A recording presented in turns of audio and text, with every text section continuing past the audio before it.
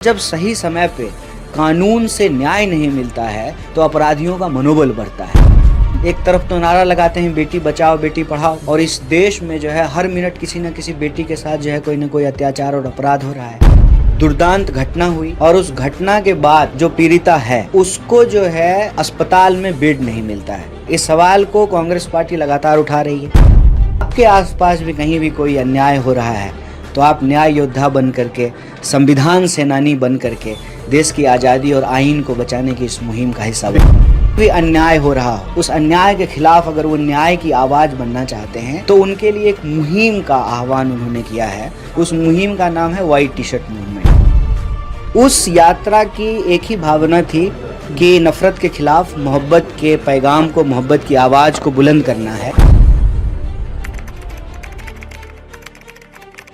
कन्हैया कुमार जी है हमारे साथ। कन्हैया भाई, संविधान बचाओ से अभी एक प्रोग्राम में आप लोग शामिल हुए।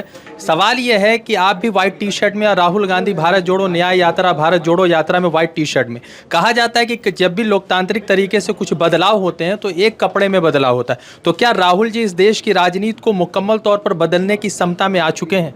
आप अगर गौर करेंगे तो आप पाएंगे कि भारत जोड़ो यात्रा के दौरान Rahul ji white T shirt पहन करके चल रहे थे, और उनके साथ जो भी अस्थाई, जिनको परमानेंट भारत यात्री कहते हैं, जो राहुल जी के साथ कन्याकुमारी से कश्मीर तक चले, वो लोग भी वाइट टी शर्ट पहने हुए थे। उस यात्रा की एक ही भावना थी कि नफ़रत के खिलाफ मोहब्बत के पैगाम को, मोहब्बत की आवाज़ को बुलंद करना है। ठीक है।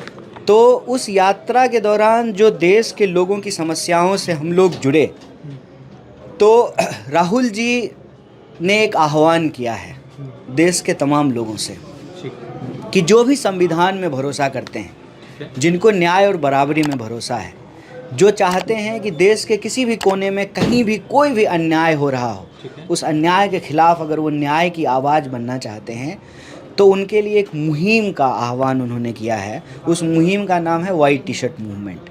उसमें आप वाइट टी शर्ट पहन करके किसी भी अन्याय के खिलाफ खड़े हों।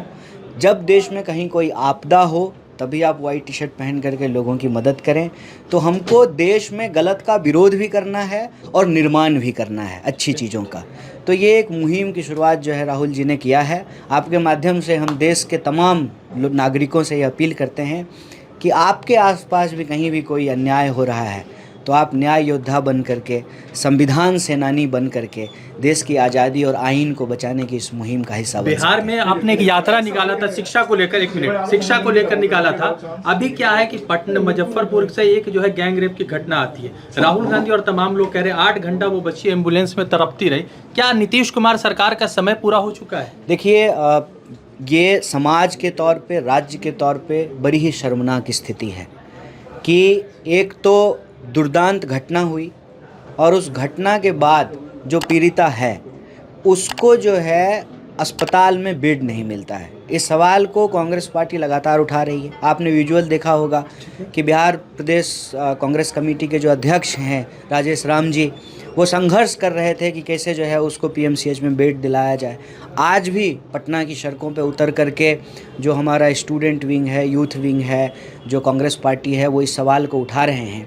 तो स्वाभाविक रूप से सरकार के लिए ये एक बड़ा सवाल है कि आप एक तरफ तो नारा लगाते हैं बेटी बचाओ बेटी पढ़ाओ, और इस देश में जो है हर मिनट किसी न किसी बेटी के साथ जो है कोई ना कोई अत्याचार और अपराध हो रहा है।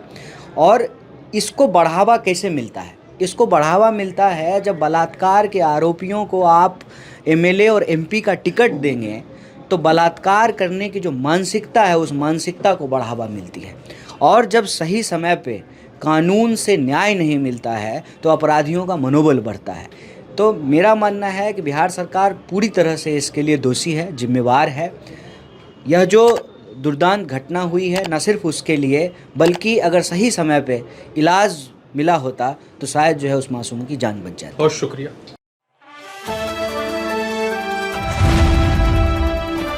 द इंडियन खबर, सच आपके सामने।